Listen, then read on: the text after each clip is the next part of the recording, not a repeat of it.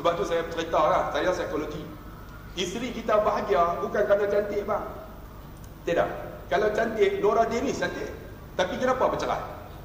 Era Fazira cantik, kenapa bercerai? Tidak. Apa lagi tu? Kak Engku cantik tak? Cantik, kenapa bercerai? Kerana apa?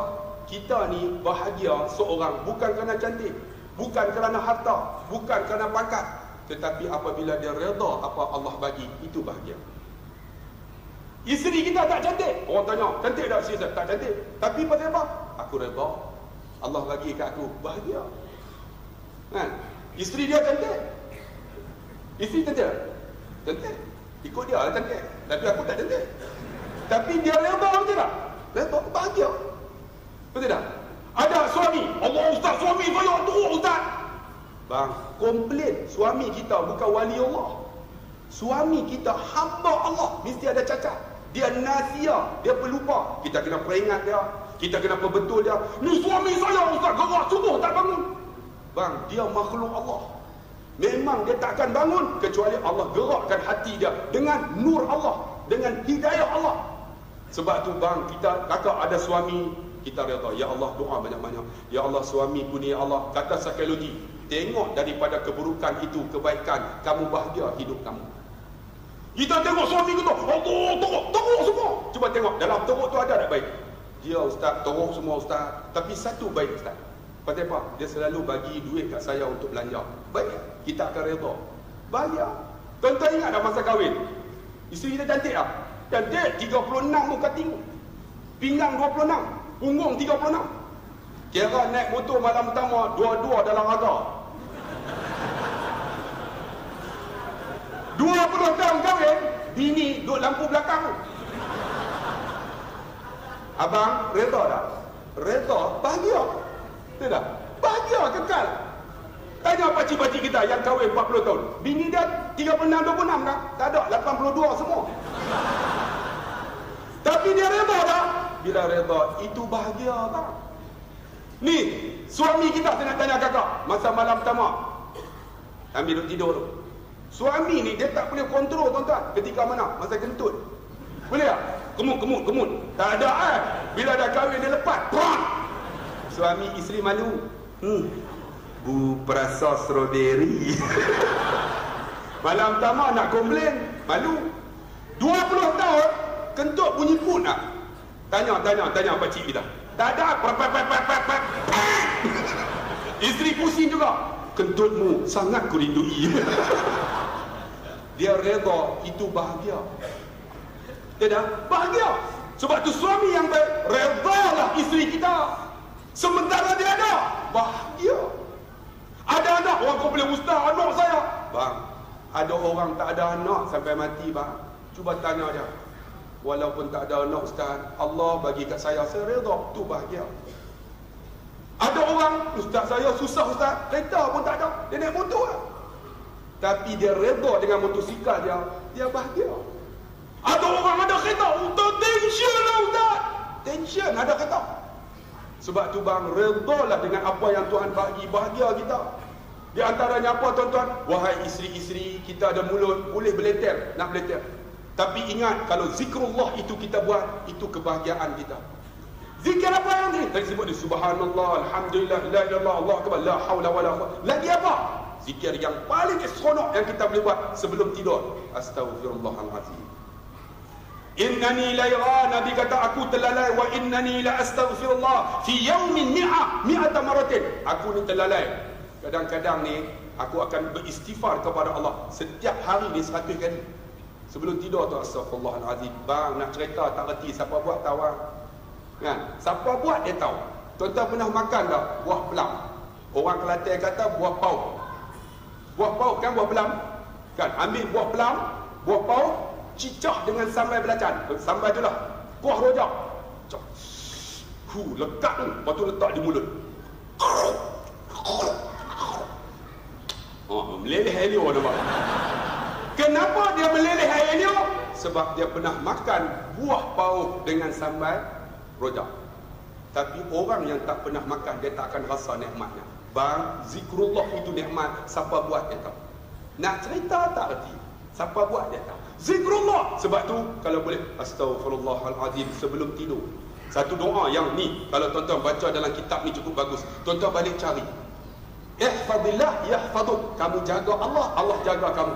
Dalam ni ada banyak doa yang boleh amal. Di antaranya disebut dalam Sahih Bukhari, sesiapa yang berdoa sebelum tidur, kalau dia mati esok pagi, mati fitrah. Apa dia? Allahumma aslamtu nafsi ilaika wa wajjahtu wajhi ilaika wa fawwadtu amri ilaika la malja'a wa la manja minka illa ilaika. Allahumma amantu bi kitabika allazi anzalta wa nabiyyika allazi arsalta. Kita tengok dalam kitab. Siapa yang baca sebelum tidur, kalau dia mati esok pagi tak ada dosa. Bang, ni bercakap mematikan zikrullah. Sikit lagi boleh sana. Mana ada tadi? Abang dah pun. Umur kita mematikan, tapi taat perintah Allah itulah ubatnya. Umur kita ni tuan-tuan sampai mati, tengok-tengok alhamdulillah dia orang taat, itu baik. Yang kelima, seluruh tahun ini mematikan, tetapi ada satu bulan menghidupkan, namanya Ramadan. Kita dah Jamadil akhir dah kan, lepas tu masuk Rejab, Syaban, lepas tu Ramadan. Tengok cepat tuan-tuan. Tengok Ramadan dah. Tuan-tuan kena ingat, bila Ramadan pula umur kita meningkat. Dulu saya 46, sekarang 47 dah. Ustaz belum lagi tuan-tuan. Dia ingat dia umur panjang ha. Dia kata aku tua tu kau ajar. Tengok-tengok dia jalan dulu. Tapi jangan lagi lah handsome ni, biarlah kan. Bagi lambat sikit lah tuan-tuan. InsyaAllah bagi dia dululah. Tak bisa dia menawar tuan. No, umur kita ni mematikan kan, seluruh tahun mematikan, tetapi Ramadan menghidupkan. Bang, sebelum datang Ramadan persiapan. Ada Rejab, ada Syaban. Rejab ni tuan-tuan, pahala yang boleh buat macam-macam. Dia dalam Rejab ni ada apa? Ada apa? Ada apa? Isra' Mi'raj. Ada hari boleh berpuasa, ada hari nak baca Quran, ada hari yang boleh buat Allah zikrullah. Tapi ada orang tak nak bang rebut bang, itu hidupkan kita sebelum datang Ramadan. Bila datang Ramadan, orang puasa relax dah. Orang zikrullah relax, orang baca Quran relax, sebab dia dah pernah buat dah. Nak cerita tak erti, bang hidupkan roh kita. Jangan hidupkan jasad kita. Ni jasad kita hidup, tapi roh mati. Tak payah tu tengok, siapa yang tidur tu mati ya tu. Dalam kuliah mati, sebab dalam mati ya tu. Hidup dan tuan-tuan, nak tahu hidup, takat itulah saja. Kita sambung di lain masa.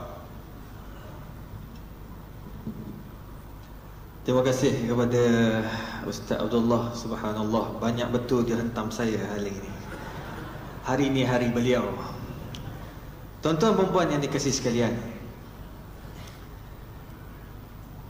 Allah Subhanahu wa ta'ala sentiasa memperingatkan kita bahawa mati itu pasti. Mati itu pasti.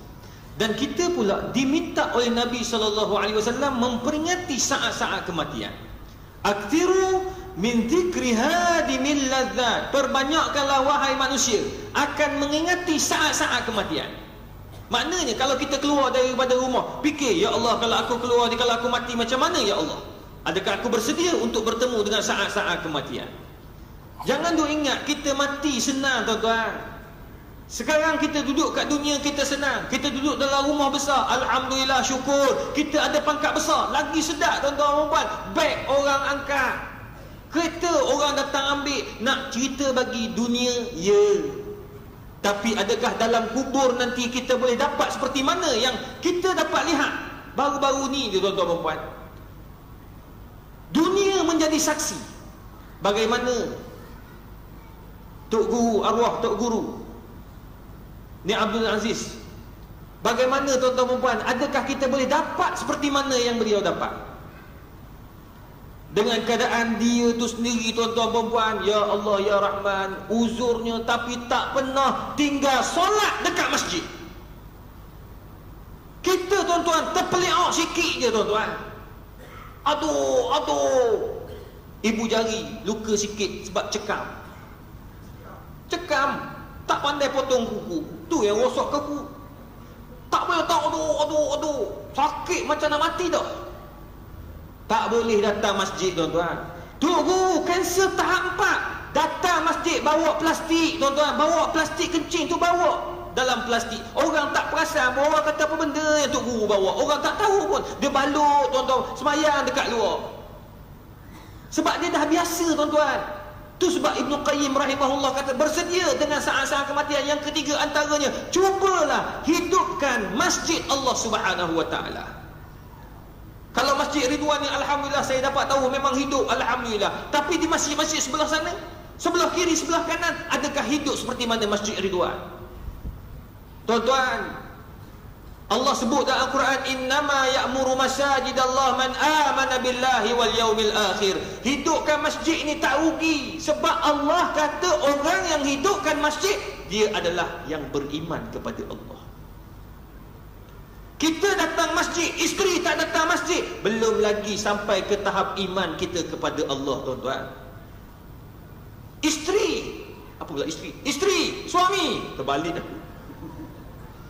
Suami isteri, tuan-tuan puan, datang masjid, anak-anak tak datang masjid, tak sampai lagi, tuan-tuan puan yang dikasih sekalian. Kita, tuan-tuan puan, duk sibuk bergaduh pada perkara yang remeh-temeh. Ulama tak bergaduh pada remeh-temeh, tuan-tuan. Kita duk bergaduh nak semayang kena kunut ke tidak. Allahu Akbar. Mu nak kunut tausil kunut sudah. Nak kunut, ikut mazhab Syafi'i. Mu tak nak kunut, tak apa, mu ikut mazhab Hanbali. Apa masalah? Dalam mazhab Syafi'i, kalau mu tak kunut, mu kena sujud sahwi. Tak sujud sahwi, sembahyang sah atau tidak? Sah. Tak, apa masalahnya? Tak, apa masalah? Ni pergi Mekah, tuan-tuan, kunut seorang-seorang dia. Aku kata pening pocik ni. Allahumma hadina fi man hadai. Imam Sudais dah sujud dah. Oh, hebat dia lagi daripada Imam Sudais. Kata pakcik, tak payah kunut pakcik, kita kat Mekah tak payah kunut. Tak boleh, tak boleh. Kita mazhab Syafi'i, tok-tok. Aduh, tok-tok lagi. Saya kata pakcik kenal ke Imam Syafi'i? Mazhab Syafi'i kata apa dalam bab kunut ni? Tak tahu, pakcik dah 30 tahun kunut. Rasa guilty. Oh, guilty tu. Rasa macam tak sedap je tak kunut, macam tak sembahyang subuh. Amboi. Tuan-tuan, hormat. Imam Syafi'i, dia singgah satu masjid yang pernah disolat oleh Imam Abu Hanifah. Dalam mazhab Abu Hanifah tak kunut. Imam Syafi'i tak kunut. Anak murid tanya, ya Imam, kenapa kamu tak iman? Dalam masjid kita dalam mazhab kita berkunut. Kata Imam Syafi'i, ihtiraman li Abi Hanifah. Aku nak hormat pandangan Abu Hanifah. Allahumma salli ala Muhammad. Betapa mulianya para ulama. Kita duk gaduh, ya Allah, bab kunut. Hak seorang lagi pula gaduh. Ni kita punya ridak nak letak kat mana ni Ustaz Abdul Khairi? Nak letak kat bahu ke? Nak letak atas tekak ke? Ya Allah, duk risau hak letak ke mana. Mu letaklah mana-mana. Mu letak kat perut pun tak apa. Ui, kat perut. Kenapa? Ridak. Ya Allah, tuan-tuan. Yang penting ada ridak. Nabi ada ridak. Kadang-kadang Nabi letak atas bahu, kadang-kadang Nabi letak atas belakang, kadang-kadang Nabi letak atas kepala, kadang-kadang Nabi pakaikan ia jadi serban. Apa masalahnya, tuan-tuan? Kita duduk gaduh benda yang remeh-temeh. Lepas tu lebih teruk lagi, kita kapir mengkapir. Ni anak-anak muda kita tak datang masjid. Itu yang kita kena fikir, tuan-tuan. Itu yang kita kena fikir. Tu sebab saya pernah cakap, tuan-tuan, isteri saya sebelum dia jadi pensyarah dekat USIM, dia guru biologi, cikgu biologi. Dekat sekolah, dia mengajar sekolah menengah tingkatan 1. Ingat berapa tahun yang dulu, tuan-tuan. Saya pun belajar daripada dia. Ini yang kita kena risau. Dalam surat khabar, anak lahir tanpa bapa cukup ramai. Sekolah itu guru besar, pengetua dapat cucu. Apa pula dapat cucu? Cucu yang tak diiktiraf, 4 orang sekali dapat setahun. Terkejut pengetua. Tuan-tuan dan puan, kenapa hal ini berlaku? Sebab anak-anak muda kita. Isteri saya mengajar budak tingkatan 1. Dia mengajar kebetulan dalam bab biologi ni, dia adalah kaitan dengan DNA ni, dengan apa nama tu? Dengan kromosom, plasma, macam-macam lah. Saya pun dah tak ingat. Yang pasti dia ada sebut, dia kata macam mana berlakunya persenyawaan, mestilah berlaku keluar orang lelaki keluarnya air mani, daripada air mani itu adalah gini. Jadi macam mana caranya untuk elak daripada mengandung? Maka belum sempat dia tanya anak murid, cikgu, cara nak elak daripada mengandung, pakai kondom. Kondom, tuan-tuan, budak tingkatan 1. Isteri saya terkejut, kondom. Hak seorang lagi pula, Cikgu, kondom terbahagi kepada 4 pula dah. Ada 4 jenis. Hak seorang lagi, cikgu, kondom ada 4 perisa. Pula 4 perisa pula. Hak ni kata, ada strawberry cikgu, banana. Semua keluar suara. Mana dia orang tahu tuan-tuan? Isteri saya balik cerita, abang tahu tak kondom ada 4 jenis? Gitu. Sebab aku tak pernah pakai kondom. Elok pun. Tak tahu apa itu kondom. Dan nak cerita bagi tuan-tuan, sampai peringkat itu. Anak-anak itu yang kita kena fikir. Macam mana nak tarik anak-anak muda kita, budak-budak datang ke masjid. Jadi tuan-tuan, hidupkanlah masjid Allah Ta'ala ini. Baru kita beriman. Suami beriman, isteri beriman, bapa beriman, ibu beriman, anak-anak beriman. Maka tuan-tuan perempuan, orang perempuan tak payah lagi nak tanyalah, Ustaz tak tahu ke orang perempuan datang ke masjid ni makruh? Amboi, datang masjid makruh terus. Tapi pergi ke Giant tak apa pula. Dia pakai pakaian yang menakutkan. Allahu Akbar tuan-tuan. Pergi masjid ni jadi makruh apabila ada fitnah. Mana ada orang nak fitnah kita datang masjid? Pakai telekung semua datang. Jahil kalau datang masjid pakai bikini. Waktu barulah Tok Imam pun jadi fitnah pening. Tuan-tuan perempuan, jadi tak ada makruhnya. Orang lelaki datang, memang harus datang, kena datang. Sebab nak menjadi orang yang beriman. Ingat tuan-tuan perempuan, lagi banyak tempat masjid yang kita hidupkan, lagi banyak syafaat kita dalam kubur. Sebab ini yang Nabi kata, Nabi sallallahu alaihi wasallam kata, la tazulu qadama 'abdin yaumal qiyamah hatta yus'alu an arba'. Kamu tidak akan berganjak dari satu tapak ke suatu tapak yang lain di padang mahsyar sehingga kamu ditanya 4 soalan. Antara soalan, an umrihi fima afnah. Umur kamu apa yang kamu buat? Banyaknya kamu pergi semayang di masjid-masjid, lagi banyak pahala yang kamu dapat, lagi banyak syafaat akan datang di akhirat kelak. Ya Allah tuan-tuan, syafaat daripada tempat sujud. Akthiru min mawadhi'is sujud. Banyakkan tempat-tempat sujud, sebab tempat sujud ini akan datang di akhirat bagi syafaat kepada kita. Muslimin muslimat yang dikasihi sekalian. Yang keempat, kata Ibn Qayyim rahimahullah, cara nak bersedia untuk berhadapan dengan saat-saat kematian, tak lain dan tak bukan, lan tanalul birra hatta tunfiqu mimma tuhibbun. Infakkanlah apa yang sepatutnya kita ada, apa yang kita sayang. Tak lain dan tak bukan duit, tuan-tuan puan. Duit, macam Ustaz Abdullah Khairi sebut tadi, duit ini memang dah dijanjikan Allah Ta'ala. Masa kita hidup, ia sangat diperlukan.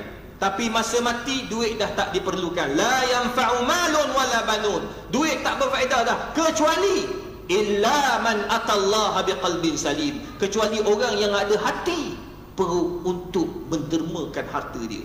Tuan-tuan perempuan, orang yang menderma tidak rugi. Allah sebut dalam Quran, kamathali habbatin ambatat sab'a sanabila fi kulli sumbulatin mi'atu habbah. Orang menderma satu, kamu dapat 7. Daripada 7 kali pula 100, 700 tuan-tuan perempuan, gandaan yang Allah Subhanahu wa taala bagi. Dah kebetulan pada malam ini tuan-tuan, masjid kita mengumumkan pelancaran kutipan derma untuk dana dakwah Masjid Ar-Ridwan Hulu Kelang. Maka kutipan akan dibuat pada malam ini untuk masjid kita. Maka kita mulakan daripada Ustaz Abdullah Khairi dulu. Dia nak bagi, tengok dia buka dah. Oh, banyaknya. Saya pun nak bagi juga. Mana-mana ni keluar duit. Mari. Adik-adik kita akan bagi, tuan-tuan puan. Duit ini kita bagi, mungkin kita tak payah nak tanya dah mana pergi dia duit itu. Pastinya dia digunakan untuk dana masjid. Setiap ustaz-ustaz yang datang mengajar, yang memberi kepada kita ilmu, tuan-tuan, tak payah kita pertikai. Sebab apa tuan-tuan puan? Sebab ini akan memberi syafaat di akhirat kelak. Adik, bagi seorang-seorang. Yang tak bagi tu tunggu. Oi, garam betul ini. Sebab sini dia beritahu memang orang beradab, memang orang ada duit. Memang kena bagi. Memang kena bagi. Wajib bagi. Wajib lah. Memang orang beradab. Tuan-tuan perempuan, tengok yang bagi tu. Bukan Toyota KE20. Semua Mercedes macam entah semua. Oi, Aku yang paling leceh sekali, Camry. tuan-tuan puan, ini kadang-kadang ustaz tu datang mengajar, kita dapat manfaat, kita dapat ilmu. Nabi SAW janjikan daripada ilmu, orang yang menuntut ilmu, Allah akan mudahkan dia masuk syurga. Maka apa lagi tuan-tuan? Maka dengan adanya program-program ilmu, saya dapat lihat Masjid Ridwan dapat senang, alhamdulillah. Maka ia salah satu daripada syafaat. Percayalah cakap saya. Aircon je. Aircon dah ada, cuma ramai sangat jadi panas. Tak apalah, sabarlah tuan-tuan. Amboi. Nak macam Masjid Haram, dia bawa balik Masjid Haram. Masjid Haram memanglah sejuk. Tuan-tuan dan puan, jadi ini salah satu daripada perkara yang kita kena cuba buat sedaya upaya. Antaranya menginfak. Gunakanlah duit itu untuk ke jalan Allah Subhanahu Wa Taala. Tak salah kalau orang kata, ustaz saya nak bagi ini, nak bagi salah satu daripada kipas, dia bagi alhamdulillah. Ada orang nak bagi ekor satu, ambil alhamdulillah. Tak salah. Semua ini akan datang di akhirat bagi syafaat insya-Allah. Manakala yang terakhir tuan-tuan dan puan yang dikasihi sekalian, kata Ibnu Qayyim rahimahullah, antara jalan untuk kita mendekatkan diri kita dengan Allah, untuk berhadapan dengan saat kematian, wahiyal ajmal, kata Ibnu Qayyim, ikhtila billahi hina yahbutu ila as-sama'i dunya fi thulusil akhir minal lail. Perbanyakkanlah semayang tahajud di waktu malam. Semayang tahajud ni tuan-tuan, dia tak perlu banyak kalau kita tak mampu. Kalau Nabi SAW bangun 2/3 malam, 1/3 malam, maknanya 2/3, 1/3 antara pukul 3 pagi ke atas. Bangunlah semayang. Kita semayang malam, orang kata, ustaz payahlah nak bangun, saya dah tahan 3 jam tak bangun juga. Tak apa, tak ada masalah. Kita dah usaha, sekurang-kurangnya kita berusaha ke arah itu. Orang yang semayang tahajud tuan-tuan, antara perkara yang baik untuk mereka, air liur mereka tu, lidah mereka itu insya-Allah jadi sedikit, orang kata apa, ada masihnya. Masih tu bukan masing-masing itu dah, dia doa makbul. Kalau dia tahnikkan anak orang, sekurang-kurangnya air liur dia tu ada keberkatan, ada kebaikan. Kenapa tidak malam-malam tuan-tuan, yatluna kitab Allah, baca kitab-kitab Allah di waktu malam. Pada malamnya berzikir kepada Allah Subhanahu Wa Taala. Pada malamnya tahan mata tuan-tuan dan puan yang dikasihi sekalian. Sebab ada dalam satu hadis Nabi SAW menceritakan bahawa pada hari kiamat kita di padang mahsyar, datangnya salat malam kita tuan-tuan. Datang salat malam, ya Allah, aku nak minta agar orang ini diberikan syafaat, sebab pada malamnya dia tidak tidur ya Allah, dia mengingati kamu, dia bangun untuk salat malam. Maka tu sebab saya kata paling-paling kurang 2 rakaat. Saya ingat guru saya Syekh Qurayyim Rajah, dia selalu pesan, dia kata, wahai anak murid, kamu tidak akan menjadi seorang hamba yang taat kepada Allah kalau kamu tak semayang tahajud. Ada seorang budak daripada Yugoslavia, dia kata, ya Syekh, wallah sa'bil lail, susahlah nak bangun malam. La taqul hadha, dia kata, jangan kata susah, kata senang. Sebelum tidur, dia kata, sebelum tidur kamu niatkan, ya Allah, aku nak bangun ya Allah pukul 5 pagi ya Allah. Cuba buat. Saya cakap sebab saya buat. Cakap tahan jam, ialah kita tahan jam, tahan juga kita usaha tahan jam pukul 5 pagi. Contoh, sebab subuh dalam 5.45. Katakan kita tahan jam, tahan, dalam masa yang sama kita doa, ya Allah, ya Tuhanku, aku nak bangun pukul 5 ya Allah, bagilah kekuatan kepada aku ya Allah, aku nak bertahajud kepadamu ya Allah. Tuan-tuan, percayalah cakap saya, tepat pukul 5 pagi, pap, kita akan bangkit. Saya tak tahu daripada mana benda itu berlaku. Dah banyak kali tuan-tuan, banyak kali. Tetapi dengan syarat, bila dah tersedar, tengok jam tepat pukul 5, jangan tidur balik. Oh, lama dia bangun, oh pukul 5, tak bunyi lagi jam, duk letak balik, insya-Allah subuh tak bangun. Dia kena bangun tu, bangun, sebab malaikat dah tolong kejutkan kita. Tapi tak adalah sampai gegar katil. Kalau gegar katil kena panggil Darussyifaq tolong doa, apa jadi. Tu jin tuan-tuan buat, tak adalah malaikat buat kerja macam tu. Bangun. Allah, kadang-kadang tuan-tuan, Allah bagi kita dalam bentuk lain, dia tak bagi tersedar gitu. Saya selalu akan tersedar. Tersedar macam tu maknanya dah masuk waktu yang saya minta dengan Allah. Tengok pukul 4.30 tepat. Saya pagi semalam saya dengan Haji Razi pun ada dekat Singapura. Dia datang ikut kami forum dekat Singapura. Saya nak bangun pukul 4.30. Pukul 4.30. Bagi tahu dekat reception, kejut saya pukul 5 pagi. Saya takut sebab habis forum, habis tolong pergi makan, pergi minum. Yang penting ada rida. Nabi ada rida. Kadang-kadang Nabi letak atas bahu, kadang-kadang Nabi letak atas belakang, kadang-kadang Nabi letak atas kepala, kadang-kadang Nabi pakaikan ia jadi serban. Apa masalahnya tuan-tuan? Kita duduk gaduh benda yang remeh-temeh. Lepas tu lebih teruk lagi kita kapir mengkapir. Ni anak-anak muda kita tak datang masjid. Itu yang kita kena fikir tuan-tuan. Itu yang kita kena fikir. Tu sebab saya pernah cakap tuan-tuan puan, isteri saya sebelum dia jadi pensyarah dekat USIM, dia guru biologi, cikgu biologi. Cikgu biologi. Dekat sekolah, dia mengajar sekolah menengah tingkatan 1. Ingat berapa tahun yang dulu tuan-tuan. Saya pun belajar daripada dia. Ini yang kita kena risau. Dalam surat khabar, anak lahir tanpa bapak cukup ramai. Sekolah itu guru besar, pengetua dapat cucu. Apa pula dapat cucu?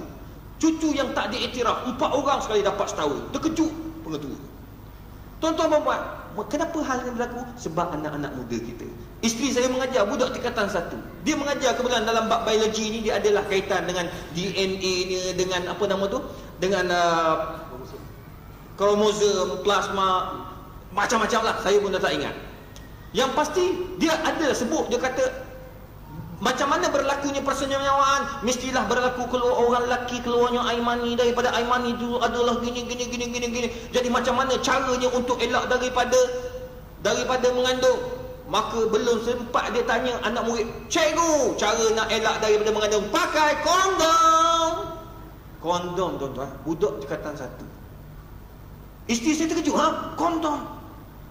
Hak seorang lagi pula, cikgu, kondom terbahagi kepada 4. Pula 4 pula dah. Ada 4 jenis. Hak seorang lagi, cikgu, kondom ada 4 perisa. Pula 4 perisa pula. Hak ni kata ada strawberry, cikgu, banana. Semua keluar suara. Mana dia orang tahu tuan-tuan? Isteri saya balik cerita, abang tahu tak kondom ada 4 jenis? Gitu. Sebab aku tak pernah pakai kondom. Elok pun. Tak tahu apa itu kondom. Dan nak cerita bagi tuan-tuan, sampai peringkat itu anak-anak, itu yang kita kena fikir. Macam mana nak tarik anak-anak muda kita, budak-budak datang ke masjid. Jadi tuan-tuan, hidupkanlah masjid Allah Ta'ala ini. Baru kita beriman. Suami beriman, isteri beriman, bapa beriman, ibu beriman, anak-anak beriman. Maka tuan-tuan perempuan, orang perempuan tak payah lagi nak tanyalah, Ustaz tak tahu ke orang perempuan datang ke masjid ni makruh? Amboi, datang masjid makruh terus. Tapi pergi ke Giant tak apa pula. Dia pakai pakaian yang menakutkan. Allahu Akbar tuan-tuan. Pergi masjid ni jadi makruh apabila ada fitnah. Mana ada orang nak fitnah kita datang masjid? Pakai telekung semua datang. Giant kalau datang masjid pakai bikini. Waktu barulah Tok Imam pun jadi fitnah pening. Tuan-tuan perempuan, jadi tak ada makruhnya. Orang lelaki datang, memang harus datang, kena datang. Sebab nak menjadi orang yang beriman. Ingat tuan-tuan perempuan, lagi banyak tempat masjid yang kita hidupkan, lagi banyak syafaat kita dalam kubur. Sebab ini yang Nabi sallallahu alaihi wasallam kata, la tazulu qadama 'abdin yaumal qiyamah hatta yus'alu an arba'. Kamu tidak akan berganjak dari satu tapak ke satu tapak yang lain di padang mahsyar sehingga kamu ditanya 4 soalan. Antara soalan, an umrihi fima afnah, umur kamu apa yang kamu buat. Banyaknya kamu pergi semayang di masjid-masjid, lagi banyak pahala yang kamu dapat, lagi banyak syafaat akan datang di akhirat kelak. Ya Allah tuan-tuan, syafaat daripada tempat sujud. Akthiru min mawadhi'is sujud, banyakkan tempat-tempat sujud, sebab tempat sujud ini akan datang di akhirat bagi syafaat kepada kita.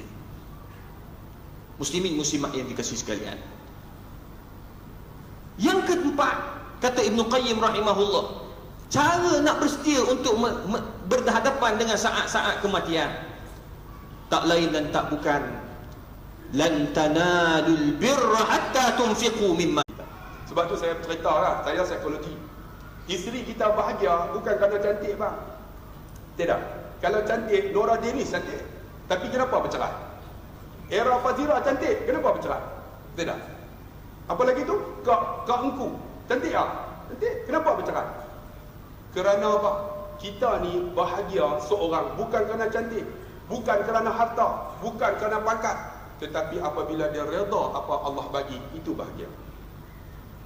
Isteri kita tak cantik, orang tanya, cantik tak isteri saya? Tak cantik. Tapi pasal apa? Aku redha, Allah bagi kat aku, bahagia. Kan? Isteri dia cantik. Isteri cantik tak? Cantik. Ikut dia lah cantik. Tapi aku tak cantik. Tapi dia redha betul tak? Redha, bahagia. Betul tak? Ada suami, Allah ustaz, suami saya teruk ustaz. Bang, komplain suami kita bukan wali Allah. Suami kita hamba Allah, mesti ada cacat. Dia nasia, dia pelupa. Kita kena peringat dia, kita kena perbetul dia. Ni suami saya ustaz, gerak subuh tak bangun. Bang, dia makhluk Allah. Memang dia takkan bangun kecuali Allah gerakkan hati dia dengan nur Allah, dengan hidayah Allah. Sebab tu bang, kita kakak ada suami, kita reda, ya Allah, doa banyak-banyak. Ya Allah, suami pun ya Allah, kata psikologi, tengok daripada keburukan itu kebaikan, kamu bahagia hidup kamu. Kita tengok suami kita, Allah, teruk semua. Cuba tengok, dalam teruk tu ada tak baik? Dia ustaz, teruk semua ustaz. Tapi satu baik ustaz. Pasal apa? Dia selalu bagi duit kat saya untuk belanja. Baik, kita akan reda. Bahagia. Tuan-tuan ingat dah masa kahwin? Isteri kita cantik tak? Cantik, 36 muka tinggi. Pinggang 26, punggung 36. Kira naik motor malam pertama, dua-dua dalam raga. 20 tahun kahwin, bini duduk lampu belakang. Abang, reda tak? Reda, bahagia. Betul tak? Bahagia, kekal. Tanya pakcik-pakcik kita yang kahwin 40 tahun. Bini dia 36-26 kan? Tak ada, 82 semua. Tapi dia reda tak? Bila reda, itu bahagia bang. Ni, suami kita saya nak tanya kakak. Masa malam pertama, ambil duduk tidur tu. Suami ni dia tak boleh kontrol tuan-tuan. Ketika mana? Masa kentut. Boleh tak? Kemut. Tak ada bila dah kahwin dia lepas. Pran! Suami isteri malu. Bu perasa strawberry. Malam pertama nak komplain, malu. 20 tahun kentut bunyi pun tak? Tanya pakcik kita. Tak ada. Isteri pusing juga. Kentutmu sangat ku rindui. Dia reda, itu bahagia. Tidak? Bahagia. Sebab tu suami yang baik, redalah isteri kita. Sementara dia ada, bahagia. Ada anak, orang kau boleh ustaz, anak saya. Bang, ada orang tak ada anak sampai mati bang. Cuba tanya dia. Walaupun tak ada anak ustaz, Allah bagi kat saya reda, tu bahagia. Ada orang, ustaz saya susah ustaz, kereta pun tak ada, dia naik motor lah. Tapi dia reda dengan motosikal dia bahagia. Ada orang ada kereta, ustaz tension lah ustaz. Tension ada kereta. Sebab tu bang, redalah dengan apa yang Tuhan bagi, bahagia kita. Di antaranya apa tuan-tuan? Wahai isteri-isteri, kita ada mulut, boleh beleter, nak beleter. Tapi ingat, kalau zikrullah itu kita buat, itu kebahagiaan kita. Zikir apa yang ni? Tadi sebut ni, subhanallah, alhamdulillah, la ilaha illallah, Allah akbar, la haula wala quwwata. Lagi apa? Zikir yang paling seronok yang kita boleh buat sebelum tidur. Astaghfirullahalazim. Innani la yara, Nabi kata aku terlalai, wa innani la astaghfirullah fi yaumin mi'ata maratin. Aku ni terlalai. Kadang-kadang ni aku akan beristighfar kepada Allah setiap hari ni 100 kali. Sebelum tidur tu astaghfirullahalazim. Bang nak cerita tak reti siapa buat tahu kan? Siapa buat dia tahu. Tuan-tuan pernah makan tak buah pelam? Orang Kelantan kata buah. Duduk dalam rumah besar, alhamdulillah, syukur kita ada pangkat besar, lagi sedap tuan-tuan puan. Beg orang angkat, kereta orang datang ambil. Nak cerita bagi dunia, ya. Tapi adakah dalam kubur nanti kita boleh dapat seperti mana yang kita dapat lihat baru-baru ni tuan-tuan puan? Dunia menjadi saksi bagaimana Tok Guru, arwah Tok Guru ni Abdul Aziz, bagaimana tuan-tuan puan, adakah kita boleh dapat seperti mana yang beliau dapat? Dengan keadaan dia tu sendiri tuan-tuan puan, ya Allah ya Rahman, uzurnya tapi tak pernah tinggal solat dekat masjid. Kita tuan-tuan terpeliak sikit je tuan-tuan. Aduh. Ibu jari luka sikit sebab cekam. Tak pandai potong kuku. Tu yang rosak kuku. Tak boleh tahu, aduh. Sakit macam nak mati dah. Tak boleh datang masjid tuan-tuan. Tunggu kanser tahap 4. Datang masjid bawa plastik tuan-tuan. Bawa plastik kencing tu bawa dalam plastik. Orang tak perasan pun. Orang kata apa benda yang Tok Guru bawa. Orang tak tahu pun. Dia balut tuan-tuan. Semayang dekat luar. Sebab dia dah biasa tuan-tuan. Tu sebab Ibnu Qayyim rahimahullah kata bersedia dengan saat-saat kematian. Yang ketiga antaranya, cubalah hidupkan masjid Allah Subhanahu wa taala. Kalau Masjid Ridwan ni alhamdulillah saya dapat tahu memang hidup, alhamdulillah. Tapi di masjid-masjid sebelah sana, sebelah kiri, sebelah kanan, adakah hidup seperti mana Masjid Ridwan? Tuan-tuan, Allah sebut dalam Al-Quran, innama ya'muru masajidallah man amana billahi wal yaumil akhir. Hidupkan masjid ni tak rugi. Sebab Allah kata orang yang hidupkan masjid, dia adalah yang beriman kepada Allah. Kita datang masjid, isteri tak datang masjid, belum lagi sampai ke tahap iman kita kepada Allah tuan-tuan. Isteri, apa pula isteri? Isteri, suami, terbalik aku. Suami isteri tuan-tuan perempuan datang masjid, anak-anak tak datang masjid, tak sampai lagi tuan-tuan perempuan yang dikasihi sekalian. Kita tuan-tuan perempuan duk sibuk bergaduh pada perkara yang remeh-temeh. Ulama tak bergaduh pada remeh-temeh tuan-tuan. Kita duk bergaduh nak semayang kena kunut ke tidak. Allahu Akbar. Mu nak kunut-kunut tausil kunut sudah. Nak kunut ikut mazhab Syafi'i. Mu tak nak kunut tak apa, mu ikut mazhab Hambali. Apa masalah? Dalam mazhab Syafi'i kalau mu tak kunut, mu kena sujud sahwi. Tak sujud sahwi semayang sah atau tidak? Sah. Tak apa masalahnya. Tak. Apa masalah? Ni pergi Mekah tuan-tuan, kunut seorang-seorang dia. Aku kata pening pocik ni. Allahumma hadina fi man hadai. Imam Sudais dah sujud dah. Oh hebat dia lagi daripada Imam Sudais. Kata pakcik, tak payah kunut pakcik. Kita kat Mekah tak payah kunut. Tak boleh. Kita mazhab Syafi'i tok. Aduh tok lagi. Saya kata pakcik kenal pula Imam Syafi'i. Mazhab Syafi'i kata apa dalam bab kunut ni? Tak tahu, pakcik dah 30 tahun kunut. Rasa guilty. Guilty tu. Rasa macam tak sedap je tak kunut. Macam tak sembahyang subuh. Amboi. Tuan-tuan, hormat. Imam Syafi'i, dia singgah satu masjid yang pernah disolat oleh Imam Abu Hanifah. Dalam mazhab Abu Hanifah tak kunut. Imam Syafi'i tak kunut. Anak murid tanya, ya Imam, kenapa kamu tak iman? Dalam masjid kita dalam mazhab kita berkunut. Kata Imam Syafi'i, ihtiraman li Abi Hanifah. Aku nak hormat pandangan Abu Hanifah. Allahumma salli ala Muhammad. Betapa mulianya para ulama. Kita duk gaduh, ya Allah bab kunut. Hak seorang lagi pula gaduh. Ni kita punya ridak nak letak kat mana ni Ustaz Abdul Khairi? Nak letak kat bahu ke? Nak letak atas tekak ke? Ya Allah, duk risau hak letak ke mana. Mu letaklah mana-mana. Mu letak kat perut pun tak apa. Ui, kat perut. Kenapa? Ridak. Ya Allah tuan-tuan, tuhibun. Infakkanlah apa yang sepatutnya kita ada. Apa yang kita sayang, tak lain dan tak bukan duit tuan-tuan perempuan. Duit macam Ustaz Abdullah Khairi sebut tadi, duit ini memang dah dijanjikan Allah Ta'ala. Masa kita hidup, ia sangat diperlukan. Tapi masa mati, duit dah tak diperlukan. La yanfa'u malun wala banun. Duit tak berfaedah dah. Kecuali illa man atallaha biqalbin salim. Kecuali orang yang ada hati perlu untuk mendermakan harta dia. Tuan-tuan perempuan, orang yang menderma tidak rugi. Allah sebut dalam Quran, kamathali habbatin ambatat sab'a sanabila fi kulli sumbulatin mi'atu habbah. Orang menderma satu kamu dapat 7. Daripada 7 kali pula 100, 700 tuan-tuan perempuan. Gandaan yang Allah Subhanahu wa taala bagi. Dah kebetulan pada malam ini tuan-tuan, masjid kita mengumumkan pelancaran kutipan derma untuk dana dakwah Masjid Ar-Ridwan Hulu Kelang.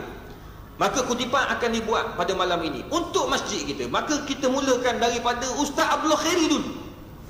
Dia nak bagi, tengok dia buka dah. Oh banyaknya. Saya pun nak bagi juga. Mana-mana ni keluar duit. Mari. Adik-adik kita akan bagi, tuan-tuan puan. Duit ini kita bagi, mungkin kita tak payah nak tanya lah mana pergi dia duit itu. Pastinya dia digunakan untuk dana masjid. Setiap ustaz-ustaz yang datang mengajar, yang memberi kepada kita ilmu, tuan-tuan, tak payah kita pertikai. Sebab apa, tuan-tuan puan? Sebab ini akan memberi syafaat di akhirat kelak. Adik, bagi seorang-seorang. Yang tak bagi tu tunggu. Weh, garang betul ini. Sebab sini dia beritahu memang orang beradab, memang orang ada duit. Memang kena bagi. Memang kena bagi. Wajib bagi. Wajib bagi. Memang orang beradab. Tuan-tuan puan, Tengok yang parking tu. Bukan Toyota KE20. Semua Mercedes macam entah semua. Ai, Aku yang paling leceh sekali, Camry. tuan-tuan puan, ini kadang-kadang ustaz tu datang mengajar, kita dapat manfaat, kita dapat ilmu. Nabi SAW janjikan daripada ilmu, orang yang menuntut ilmu, Allah akan mudahkan dia masuk syurga. Maka apa lagi, tuan-tuan? Maka dengan adanya program-program ilmu, saya dapat lihat Masjid Ridwan dapat senang, alhamdulillah. Maka ia salah satu daripada syafaat. Percayalah cakap saya. Aircon je. Aircon dah ada, cuma ramai sangat jadi panas. Tak apalah, sabarlah tuan-tuan. Amboi. Nak macam Masjid Haram, dia bawa balik Masjid Haram. Masjid Haram memanglah sejuk, tuan-tuan dan puan. Jadi ini salah satu daripada perkara yang kita kena cuba buat sedaya upaya. Antaranya menginfak. Gunakanlah duit itu untuk ke jalan Allah Subhanahu Wa Taala. Tak salah kalau orang kata, ustaz saya nak bagi ini, nak bagi salah satu daripada kipas, dia bagi alhamdulillah. Ada orang nak bagi ekor satu, ambil alhamdulillah. Tak salah. Semua ini akan datang di akhirat bagi syafaat insya-Allah. Manakala yang terakhir, tuan-tuan dan puan yang dikasihi sekalian, kata Ibnu Qayyim rahimahullah, antara jalan untuk kita mendekatkan diri kita dengan Allah, untuk berhadapan dengan saat kematian, wahiyal ajmal, kata Ibnu Qayyim, ikhtila billahi hina yahbutu ila as-sama'i dunya fi thulusil akhir min al-lail. Perbanyakkanlah semayang tahajud di waktu malam. Semayang tahajud ni, tuan-tuan, dia tak perlu banyak kalau kita tak mampu. Kalau Nabi SAW bangun 2/3 malam, 1/3 malam, maknanya 2/3, 1/3 antara pukul 3 pagi ke atas, bangunlah semayang. Kita semayang malam, orang kata, ustaz payahlah nak bangun, saya dah tahan 3 jam tak bangun juga. Tak apa, tak ada masalah. Kita dah usaha, sekurang-kurangnya kita berusaha ke arah itu. Buah pau kan, buah pelam kan, ambil buah pelam, buah pau, cicah dengan sambal belacan, sambal je lah, kuah rojak, lekat tu, lepas tu letak di mulut. Meleleh air liur, nampak? Kenapa dia meleleh air liur? Sebab dia pernah makan buah pau dengan sambal rojak. Tapi orang yang tak pernah makan, dia tak akan rasa nikmatnya. Bang, zikrullah itu nikmat. Siapa buat dia tahu. Nak cerita tak erti, siapa buat dia tahu. Zikrullah. Sebab tu kalau boleh, astaghfirullahalazim sebelum tidur. Satu doa yang ni, kalau tuan-tuan baca dalam kitab ni cukup bagus. Tuan-tuan balik cari. Ihfadillah yahfaduk. Kamu jaga Allah, Allah jaga kamu. Dalam ni ada banyak doa yang boleh amal. Di antaranya disebut dalam Sahih Bukhari, sesiapa yang berdoa sebelum tidur, kalau dia mati esok pagi, mati fitrah. Apa dia? Allahumma aslamtu nafsi ilaika wa wajjahtu wajhi ilaika wa fawwadtu amri ilaika la malja'a wa la manja minka illa ilaika. Allahumma amantu bi kitabika allazi anzalta wa nabiyyika allazi arsalta. Kita tengok dalam kitab. Siapa yang baca sebelum tidur, kalau dia mati esok pagi tak ada dosa. Bang, ni bercakap mematikan zikrullah. Sikit lagi boleh sana. Mana dah tadi? Abang dah pun. Umur kita mematikan, tapi taat perintah Allah, itulah ubatnya. Umur kita ni tuan-tuan sampai mati, tengok-tengok, alhamdulillah dia orang taat, itu baik. Yang kelima, seluruh tahun ini mematikan, tetapi ada satu bulan menghidupkan, namanya Ramadan. Kita dah Jamadil akhir dah kan, lepas tu masuk Rejab, Syaban, lepas tu Ramadan. Tengok cepat tuan-tuan. Tengok Ramadan, lah Ramadan dah. Tuan-tuan kena ingat, bila Ramadan pula umur kita meningkat.